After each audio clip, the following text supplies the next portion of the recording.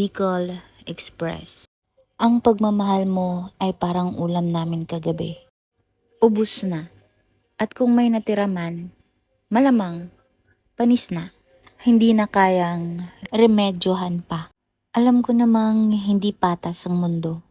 Minsan talaga, mas marami kang ibibigay kaysa sa tatanggapin. Pero hindi naman ako na-inform na ganito kalaki ang pagkakaiba ng kaya kong ibigay sa pwedeng bumalik sa akin. At ngayon, wala nang tayo.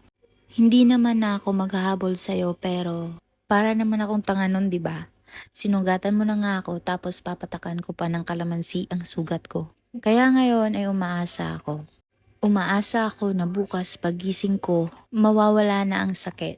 Umaasang bukas makalawa, mapatawad ko ang sarili ko at mapatawad na rin kita. At nang makalaya na tayong dalawa sa isa't isa.